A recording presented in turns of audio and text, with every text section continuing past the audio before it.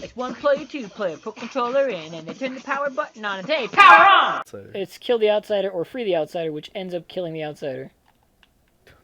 Wow.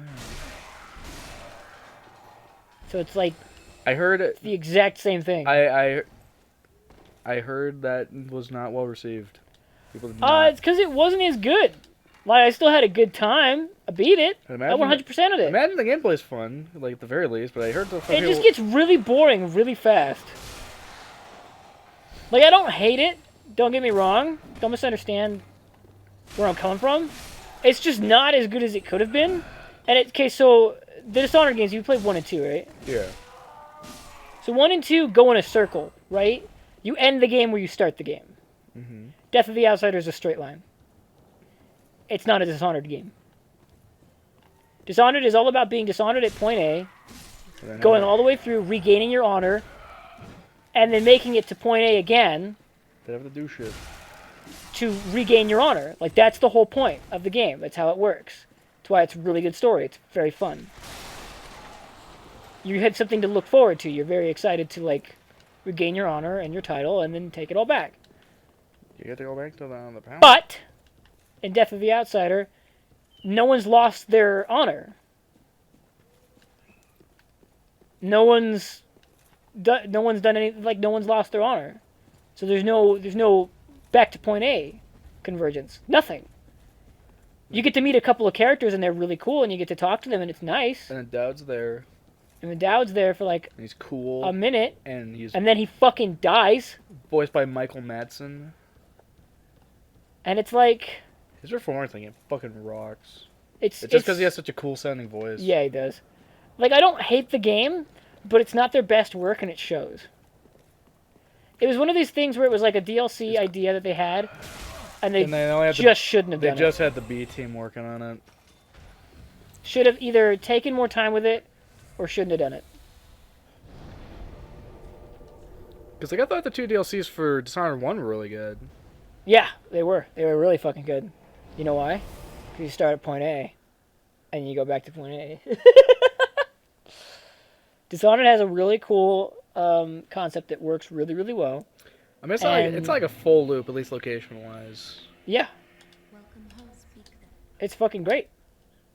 No, I'm saying it's not a full loop. No, so location-wise. the loop happens in Dishonored in the DLC too. It's all one cohesive story, but the loop actually happens in the second one. Does that make sense? Ah. Have you played the second one? Bring More Witches? Brigmore Witches, yeah. Cat! No, my bad. The loop happens in the first one. You start it in the hideout, kind of, and then you get betrayed in the hideout. Mm. And then a different story takes place. I just think the writing in that one was better for a straight line than Death of the Outsider, which wasn't. Because like the way they tried to make it. Sorry. No, I'm talking fucking Oliver. He's So- trying to grab onto my pants. Like, no, don't let him take me. So the big issue with Death of the Outsider is there's no driving like passion for Billy Lurk at all. Also, she gets her powers from the Outsider, who she's trying to kill, Which is really weird. which is really counterintuitive.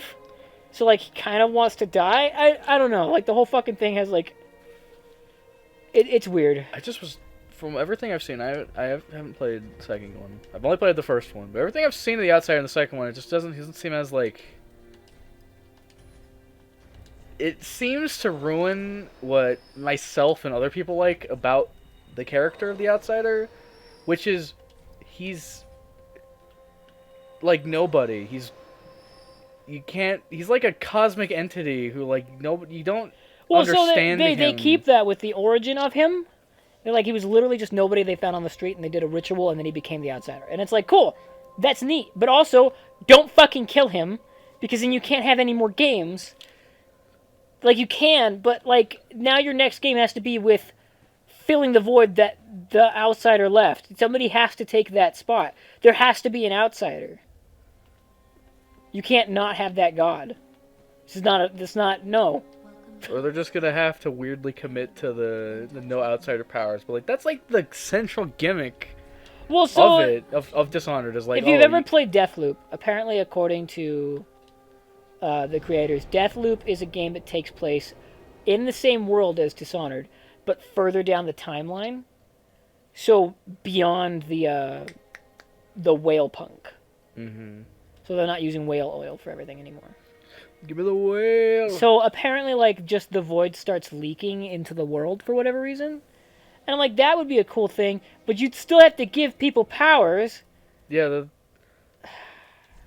It's weird. I mean, it could be. It could. You could, if it's that. Like, that's the concept. It could theoretically work. Like, you just have to write a different way for like people getting access to the void. Yeah. But just the outsider being is such like an easy way to do it. It's like, yes, you've intrigued me, player character. Here, have my mark, and you can do cool shit now. Bye. Bye. I also just don't. They changed his voice in the second game, and I just I don't like his performance. It's like he's nothing against the voice actor. Nothing against the guy. You already had a really good voice actor. I don't think he was a good fit, and I know like my problem, and it's gonna sound weird. He emotes too much in the second game. Yep. What I liked, his performance, the guy who does the performance in the first game, he is so, like, just detached from everything. He sounds just does bored, not care. which is really, it makes him even more, like, kind of, like, hard to understand, I guess, as, like, conceptualizing him. He works as, like, this weird cosmic entity, because he just sounds He just bored. does shit because he's bored, and that was cool. I liked that. It adds a mystery, because you never know exactly what he's thinking, because of the fact he just doesn't emote, like... That's mystique, which is exactly what you want for a character like that. I like Dishonored 2, but Death of the Outsider really kind of fucking threw a wrench in any future Dishonored plans, because they're like, yeah, no, that's the end of Emily Caldwin and Corvo Attano's story, and I'm like... This was it? That's disappointing. I don't have nothing against... I wanted at least 3 games with Corvo. I got nothing against them, like, wanting to move away from those characters. That's fine, but, like... You gotta end it well. I think the Dishonored 2 ending was pretty good. I didn't mind that. That DLC just needed to be way better. And it needed to be a DLC, not a whole ass game. I was seeing the way they did the Chaos system in 2. I was watching a few videos on it. I don't like the way they do the Chaos system in 2. No, I agree. It's underwhelming. Like, there's so much more ramifications for... Like, the Chaos system in the first game makes sense. Like, you create more chaos by killing people and just generally being a maniac. And, like, the way it affects, like, logically flows, which is kind of missed. Yeah. I don't think I can hit that one. I can't hit his nuts. Ouch. Owie.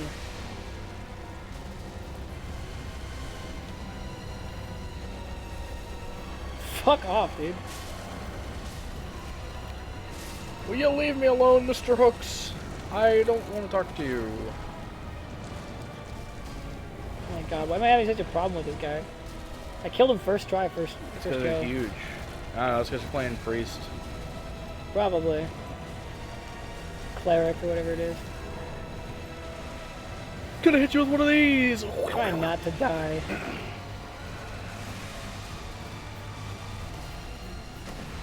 Oh, okay, there are certain ones I can't hit yet. They don't open until... Such and such happens. Yeah. Ow! Fuck off! Oh my god! I'm bouncing around, help! It's really annoying. Just fucking let me do some damage so that we can move on. Oh my god, stop!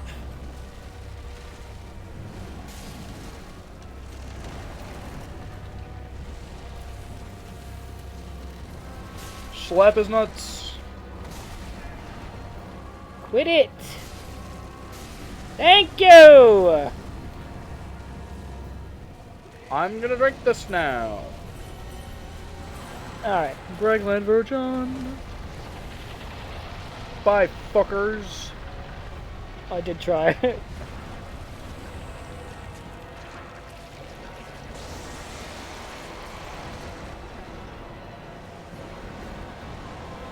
Spinning, that's fast. I don't like that. Finally.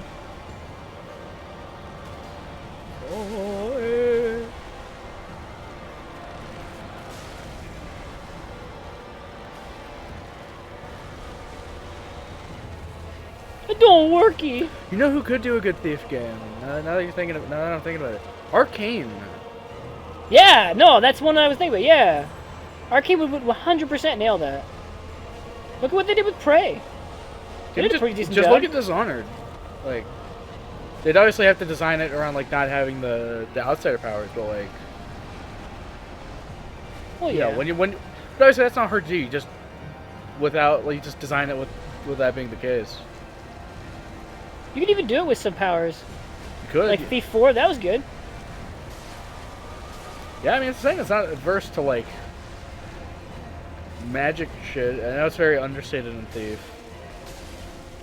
That was the thing some people didn't like about Thief 4 is how incredibly obvious the magic was, and I was like, I liked it.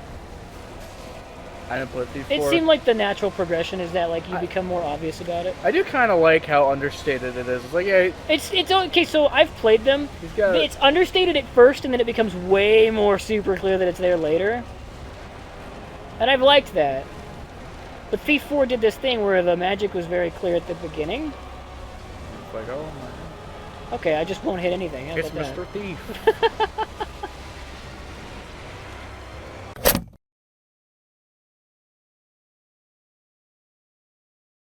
Now I just won't do any damage at all, I guess? Because I can't get anywhere near him. Because like our fucking main character has like a magic eye. I wish they had kept the robot eye present. Would have been nice.